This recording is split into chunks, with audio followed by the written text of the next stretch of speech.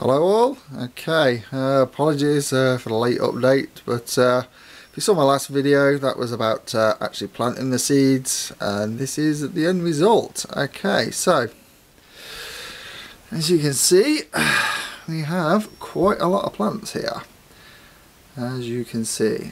Now then, we shall focus in on the plant that you saw me planting. Actually, that's not it. Although it is the Kiss of Satan chili plant, for whatever reason, that batch of seeds I bought, not one single seed would come up. I've tried 6 or 7, not one. So I went back online, bought another batch of Kiss of Satan seeds from a different supplier, and first one came up, no problem. So I obviously just got a bad batch, and it's nothing to do with the method.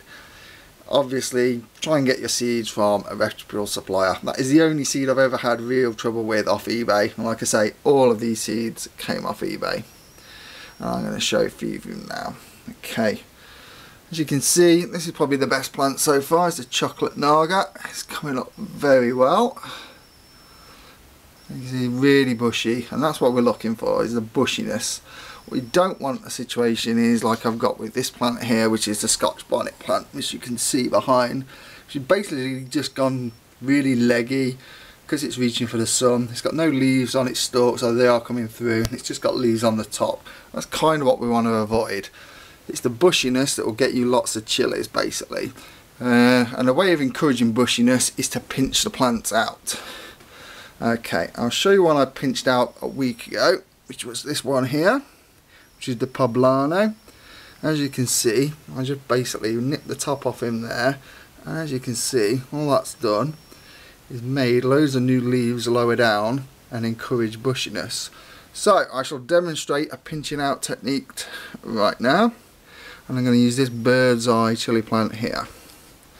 Okay, all you do is this. Just get that, and then just with your nail take the top off. There you go. Oh no, I've killed my plant, you say. No, you haven't. Basically the plant will now not focus its energy up here. It'll try and shoot out new leaves and make it a bit more bushy, and the bushy plant will produce you more chilies. Okay, easy as that. So all of these were grown on this windowsill in the propagator. Now this is a southeast facing windowsill, which gets a lot of sun from this direction here, and it comes all the way over here all day. So these plants get a lot of sun. What the plants need now is light and heat and water. Pretty much it really, and a little bit of plant food won't hurt them. Okay, for the potting on, like I say, most of these were planted in peat pellets. For the potting on, I've just used a standard garden compost #2 with Johnson's #2 additive, basically. That's all it is. When we come to pot these on to our bigger pots, we won't use just pure compost. We'll use a mixture of compost and coir bale, which is basically coconut husk, because that makes it, you know, aids with the drainage. Plants don't like it if they get too sodden and stuff like that, and if you overwater them you won't get hot chilies. Basically, if you want hot chilies, you got to treat your plants a little bit mean, which is like let them wilt a little bit sometimes, then give them a bit of water, starve them a little bit sometimes, and then you get a much hotter chili. Okay, right, I shall show you what I feed them at the moment. Is this stuff. It's called Chili Boost. You can buy this online. Usually comes in 2 bottles. There's stage 1 and stage 2. Stage 1 is for young seedlings and young plants like these. Stage 2 is for when you've got nearly the flowers come in and the fruit and stuff like that. This stuff really easy to use. I shall show you how. Okay, I've got my can of water here. All we do is find my pipette, which I did have here. Here it is. Okay, so we want about 2 millilitres per litre of water. That's about a litre of water in there, measured out. There you go, here's our 2 millilitres of chili plant. There we go, you see? Basically just drag that up into the pipette. Here we go.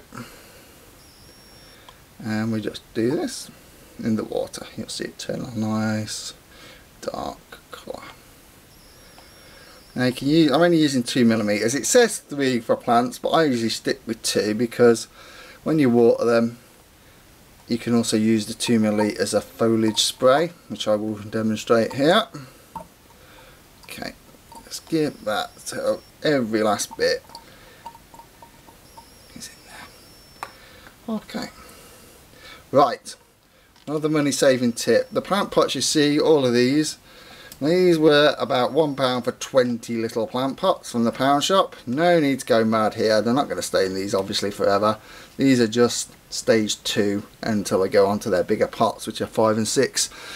I've even got some 15 litre plant pots this year for some of my more mature plants from last year that survived the winter. Okay, and as you can see, all I've done, when you water your plants, obviously some of the water goes through, you know, you don't want that on your windowsill or whatever surface. So, all I put them on are basically beer mats. You can get them offline, very, very cheap, or bar runners. These are bar runners, and they basically don't move around, not slippy like tea towels where they'll slip about and stuff.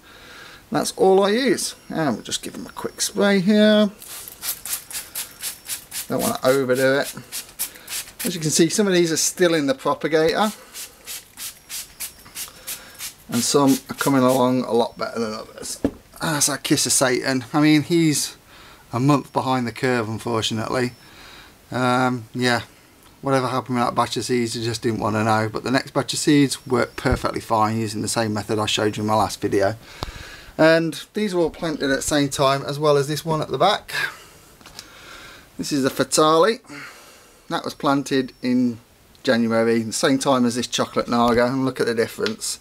It's just a slower growing plant, unfortunately, and the Fatale took the longest to germinate. It took about at least 3 weeks for a seed to germinate, and it's not going very fast at all. But hey, that's the deal with habaneros, really. They are kind of slow. Okay, right. If you've got any more questions, guys, please post them online. Before we get to the stage of actually harvesting chilies, I'm going to hopefully post some recipes online of what I actually cook with chilies. So my next video should be a recipe for my, what I call my signature dish, which is chorizo chili pasta, which I will hopefully post in the next couple of weeks. Okay, thank you very much.